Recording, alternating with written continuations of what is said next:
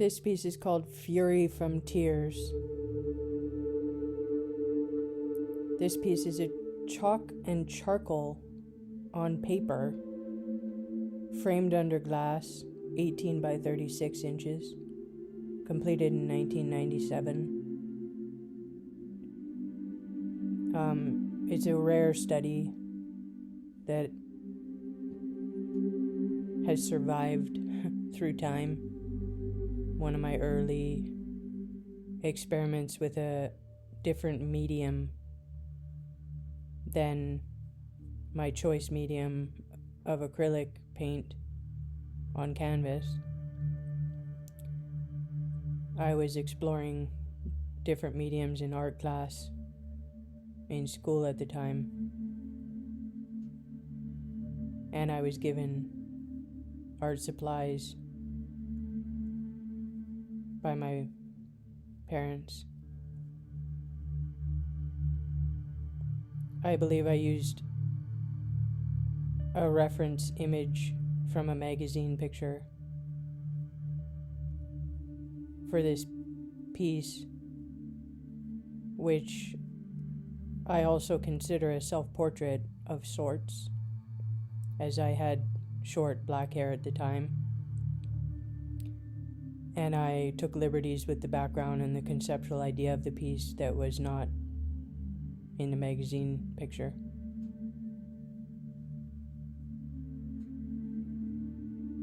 I was studying emotions at the time, exploring my inner world as in contrast to outer events,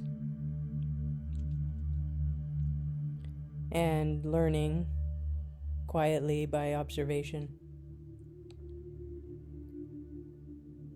about the best way to survive and manage and contain myself in order to survive in the environment that I was in.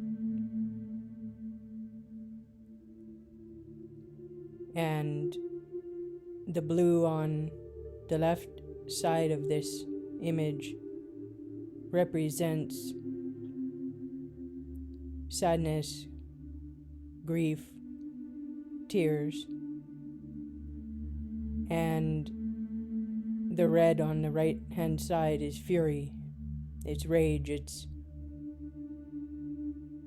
the power of the fire of anger, which very much felt safer at the time, in as much as I harbored it within. It felt like armor. It felt like a protective energy that I wanted to hold and study and move with and embrace and honor. And the red in the eyes, as she's looking towards the red on the canvas or on the paper beside her, indicates a deliberate and conscious choice to gravitate and embrace anger and turn away from the tears, the sadness, the vulnerability of grief, which is now I've come to understand it is psychologically a natural phenomenon. And in trauma therapy,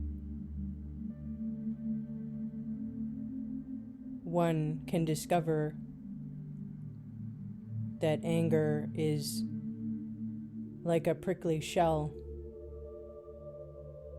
of armor, and it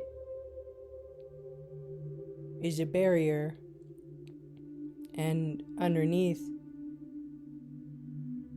is the vast ocean of sadness that we often bury underneath the anger.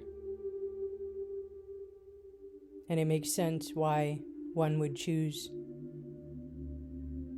to inhabit or prefer the volatility and power and heat and drive of anger, as opposed to the vulnerable, softer,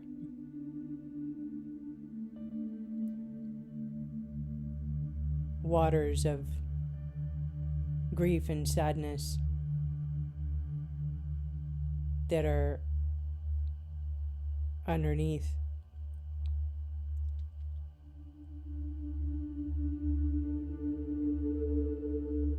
I learned at an early age that there was no place for my tears, my sadness, my softness, my sensitivity. And so this piece marks a conscious moment where I turned away from that aspect of myself in favor of a hardened shell